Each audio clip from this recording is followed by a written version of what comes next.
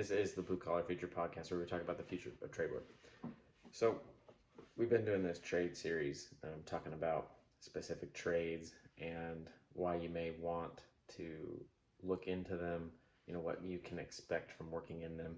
And I've mentioned that I want to start bringing in people from those trades to talk about their specific trade. I've been doing them on my own for like concrete, excavation, landscaping, all of that sort. And I think from here on, I'm going to talk about those and electrician, plumber, HVAC, that type of stuff, specific details for those trades, but with guests, because I don't know enough to give people an idea on how to decide whether they want to join those. I know enough about some of the other trades to do that, but not those ones. So for today, I wanted to go over how to go about picking one when you don't necessarily know what direction to go. So for the first thing I always say is to find someone you know that does a trade and go work with them. Go try it out, go see what they do, see whether or not you like it. Or pursue a trade that will have some technical details that you will enjoy. Maybe do a little bit of light research on what all of the different trades entail, because that will help you determine whether or not it would be a good fit for you. The easiest way first is to just start with someone that you know. Next possibility could be going to a trade school and going to, or even just a trade event, okay? Because you could go to like a trade event where you'll have demonstrations and booths, I guess, for all the different trades, and you can go learn about specific trades to help you decide whether or not you want to join one, which one to join, whether or not it could be for you.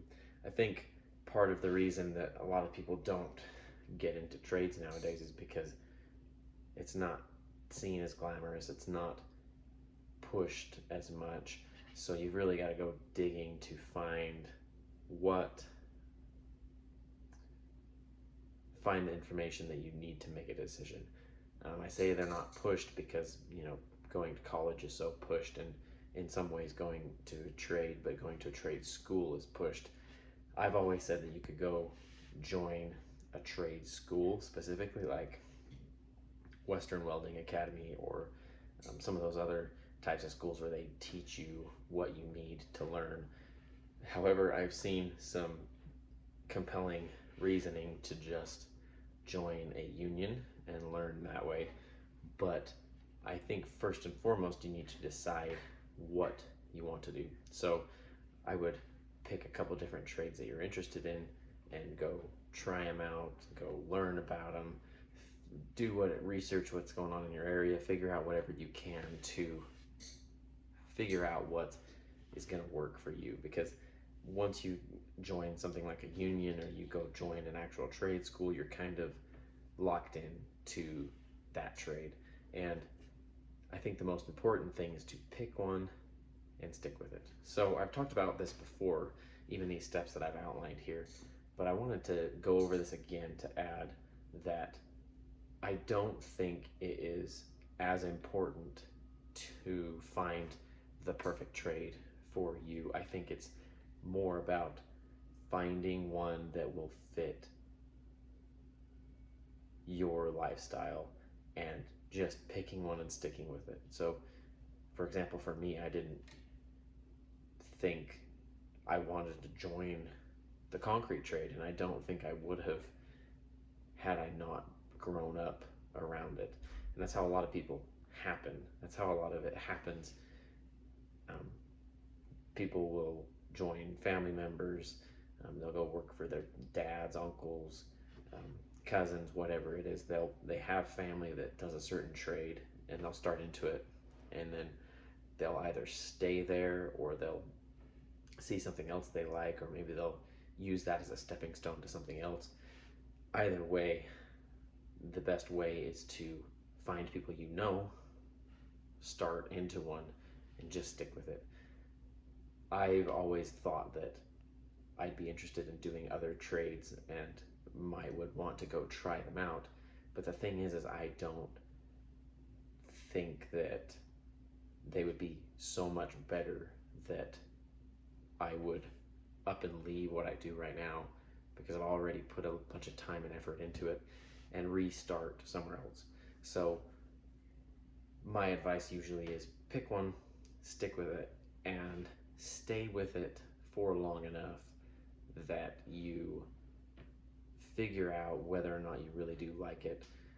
Maybe even you pick up some skills and learn and pick up some responsibility in the job, so that you know for sure that, okay, this isn't for me, or yeah, I like this, I want to progress and move to a different point someday, being foreman level, or maybe you want to start your own business, or maybe you want to move on to another company but also do the same thing that you're doing, maybe in a different aspect.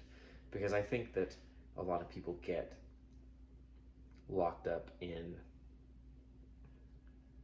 this this having a hard time picking a trade. And this is what, one of the suggestions for a podcast topic was, when I put it on my Instagram story, was having people help find a trade. And I do know a lot of people have a hard time with that, and I think it's this indecision. It's a big decision to go into if you don't have much of a direction, and you also are not sure exactly what you want to do. Just picking one that interests you, or that somebody that you know does, or that you have an opportunity available. Maybe you have a family member or a friend, but yeah, or something especially that you've been interested in for a long time. Just picking that, going through with it, giving it your all, is going to do better for you than this the indecision of not knowing what to pick because you're not sure what to get into. And so I understand people not wanting to get started into a certain trade because they don't want to quit and go do something else. But I think that and the reason why I bring all this up is I think that you can learn to love just about everything you do. And I think nowadays we have such an idea of this dream job, this dream career, that there's one career that is perfect for you and you'll absolutely love doing it, and you'll love doing it forever, and you'll make a ton of money and you'll do all this stuff. But this is all coming from people that aren't even in their dream job that they say, and a lot of times it's just pushing people to go to school to study whatever these people are trying to push on them, just to go to school and be a part of the university, the system, be another cog in the machine, and be indoctrinated the same way that everybody else gets.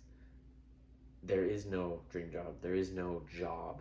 There's no career that is 100% made for anybody out there. What happens is, as you grow up, you have interests, likes, experiences, values. All of these things can line up, and you can find a career that lines up so well with these values, experiences, skills that you already have, interests that you have, that it may seem like it's a dream job, and you'll absolutely love what you do. And there are some people that have that happen, but there's no inherent reason that anybody should have a dream career. I think what happens is a lot of people do end up loving what they do, but they don't at first. They start into a job, they work at it, put their blood, sweat, and tears into it, they pick up these skills, And over time, they come to appreciate that they have skills to produce a product or a service that helps change people's lives, that helps offer certain, provides value to people, and people will take pride in that. And I think most people end up loving what they do for that reason and that reason alone. And it's a built up over time thing. It's not this they were born to be a brick mason, or they were born to do concrete, or they were born to do asphalt, or be an electrician, be a plumber, whatever it is. They start into it, they have some interest, maybe they want to do it but they're not sure. They start into it, their interest grows, they get more skills, they complete jobs on their own, they get responsibility, and then all of a sudden it becomes satisfying and enjoyable to do the work. As you grow and gain new skills in the specific job that you do. And I think that can happen to anybody in any job that they do. But I think that it takes time and it takes years to get to that point. And a lot of people, especially nowadays, go work at a job for 1, 2, 3 years and they just give up. And the whole time that they worked there, they're sitting there thinking that, oh, there's something better that I could be doing. This isn't the end for me. Like, I have this dream job doing whatever, and never is a very fleshed out idea, but they go into these trades thinking this isn't for me. And so already defeated in their mind while they're working there, and it's basically just a waste of time. So I think if you're picking a trade, go pick a trade, start working, give everything that you've got, give it a decent chance, and live in the moment there, and not forward, like so far forward thinking that, well, you need to be forward thinking in the sense that you have a plan for your future, but not so much that you get impatient with where you are right now, and that you do it focused on growing and learning skills and becoming better every day at what you do. Because if you do that, then over time you will not only learn to love what you do, but you will also get better, earn more money, have more, be more fulfilled in what you do, and be to this point where you have this dream job where all your values line up and you're fulfilled, which is the biggest thing that a lot of people have, is they don't have fulfillment in their career. And a lot of times that is self-imposed. I do think that everybody can love what they do if they assign the right meaning to it and they frame it through the right lens. But there are just too many people that just have a negative outlook on everything that they do. And the thing is it won't change no matter what job you go to if you are living your life that way. It won't change if you can't figure out a way to enjoy what you do right now, it's never going to change down the road. And there's always going to be something that, even if you enjoy what you do for a year, 2 years at a different job, there's always going to be something that sets you off that will sour that experience and have you looking for another job later on. We see this all the time with what we do. There's people that come work for us, they don't necessarily enjoy it, but they're not like, they don't hate it, and then they just hop around jobs so often that after a certain amount of time they just start getting discontent with what's going on and almost looking for a reason to quit. So in your looking for a trade, if you're looking for a trade, just pick one that you have the opportunity to work in and get started, and learn everything that you can about it. Don't let yourself fall into the trap of indecision by looking at how many there are out there. Weigh out your options and your possibilities. Ask everybody that you know that does one, and just get started and pick one and give it your all, because at the end of the day, the longer you apply yourself in one place, the better off you're going to be. And yeah, that's what I've got for today. It's just something I think about a lot, because a lot of people just don't give the job that they're at the right opportunity to be good for them and their family, and then it just is a cycle that repeats over and over again every other job that they get after that. So if you like this episode and you think you know somebody that you think will get something out of it, share it with them. We do have apparel live online. I need to be better about sharing that. I haven't really shared that much. If you're watching on YouTube, this hat I'm wearing right now is on the store. You can buy it right now and go and order it. I think it's pretty slick and simple design.